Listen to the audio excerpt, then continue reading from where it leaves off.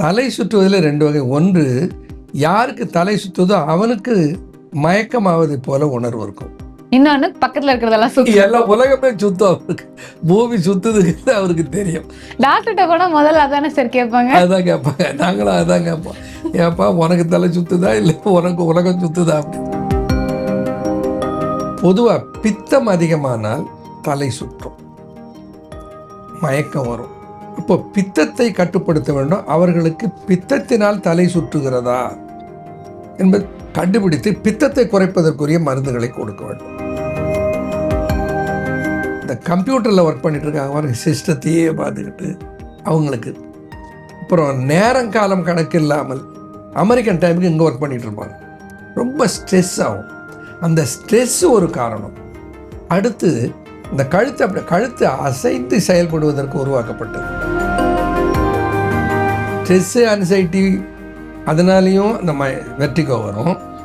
கழுத்தை தவறாக பயன்படுத்துவதனாலேயும் அந்த வெர்டிகோ வரும்.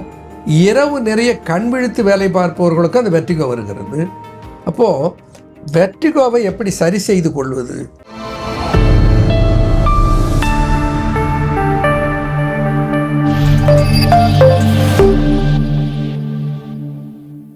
காஸ்மோ ஹெல்த் நேயர்களுக்கு வணக்கம். இன்றைய நிகழ்ச்சியில ஆரோக்கியம் குறித்து நம்முடைய சந்தேகங்களுக்கு விளக்கம் கொடுக்கறதுக்காக அறிவியல் சித்தர் டாக்டர் அன்பு கணபதி அவர்கள் நம்ம கூட இணைந்திருக்காரு. தொடர்ந்து நிறைய விஷயங்கள் பேசலாம்.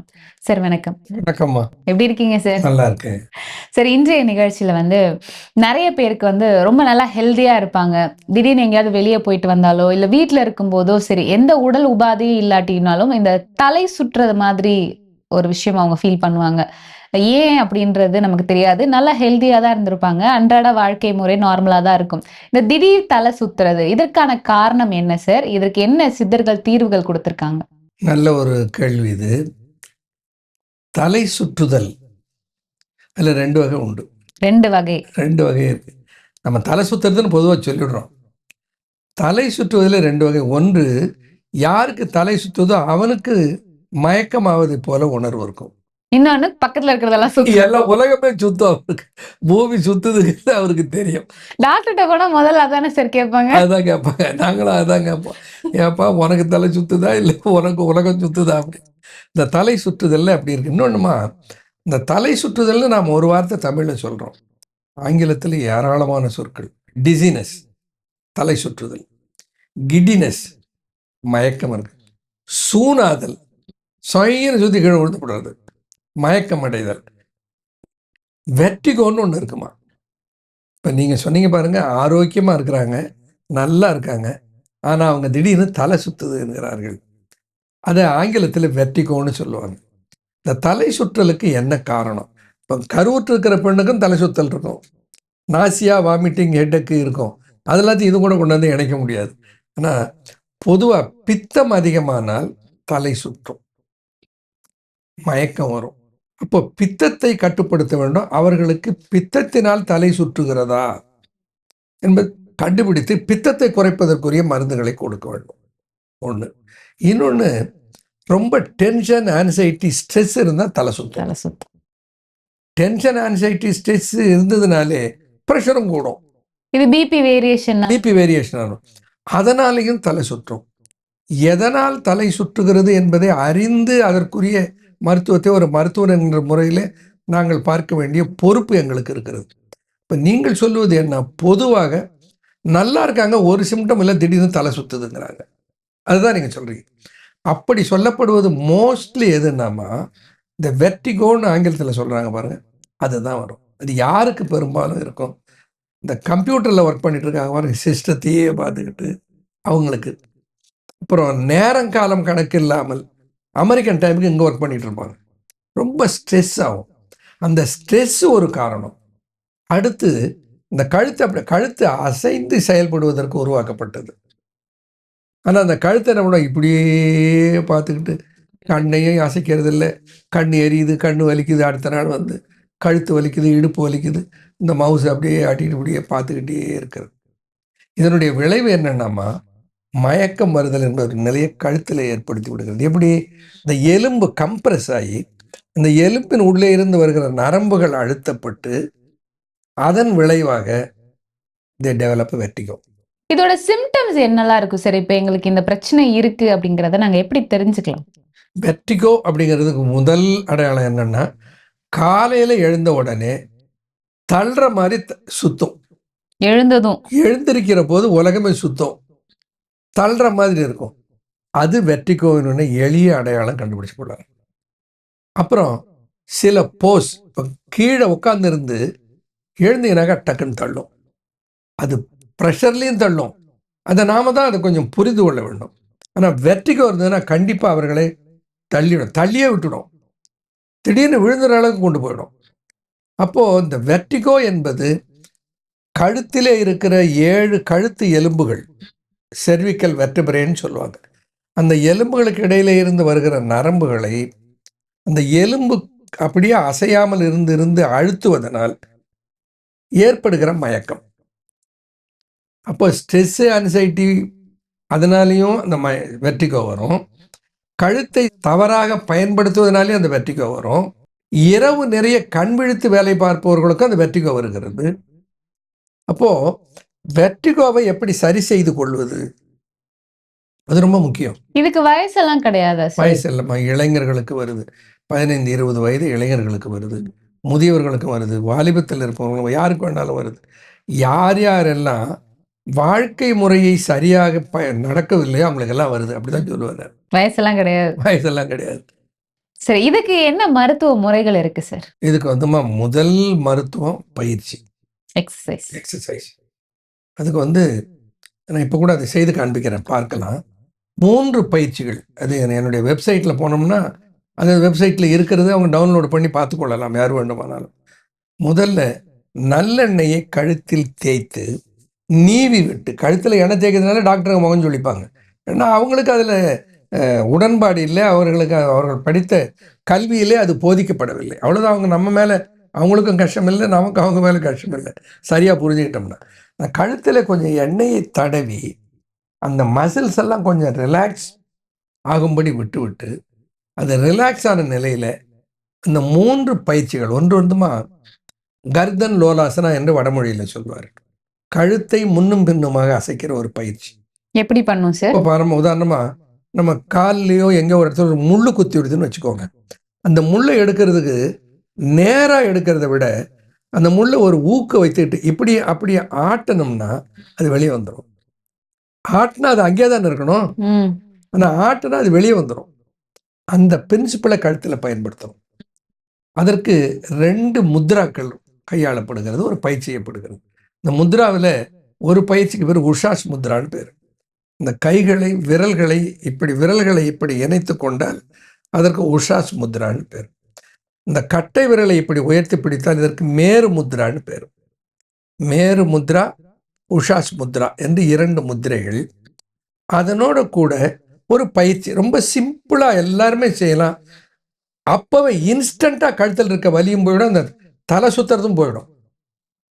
அப்போ என்ன பண்ணணும், மெல்ல இப்படி டக்குன்னு இப்படி போகக்கூடாது. மெல்ல எவ்வளவு பின்னே தலையை கொண்டு போக முடியுமோ அவ்வளோ தூரம் முழுமையாக தலையை கொண்டு சென்று விட்டு மேரு முத்ராவில் இந்த இடத்துல கையை இப்படி வச்சு தூக்கணும். தூக்கிக்கிட்டு கழுத்தை கீழே அழுத்தணும்னா அந்த ப்ரெஷரை கழுத்தில் ஃபீல் பண்ண முடியும். அந்த பின்பக்கத்தில் அந்த வெர்டிபிரா இப்படி நிமித்தம், அது பாருங்களேன், இப்படி இருக்கு. இப்படி மெல்ல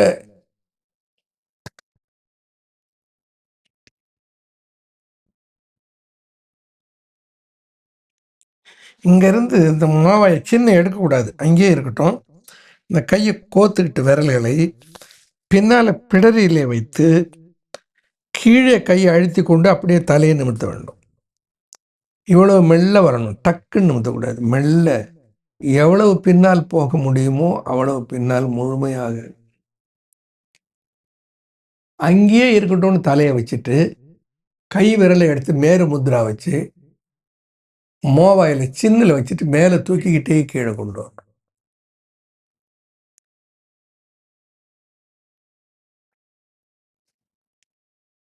ஐந்து முறை செய்த போகிறோம்.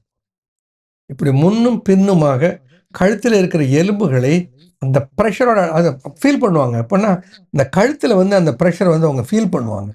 அப்போ அந்த எலும்பு தூக்கிடும். இன்னொன்று சொல்கிற ஒரு அதிசயமான ஒரு நிகழ்வு இதில் நிகழும். ஒரு முத்ரா இருக்கிறது, மணிபந்த வர்மான்னு பேர், வர்ம புள்ளி. இந்த கட்டை விரல் இருக்கு பாருங்க, இந்த கட்டை விரல் முடிகிற இடத்துல இங்கே ஒரு மேடு இருக்கும்.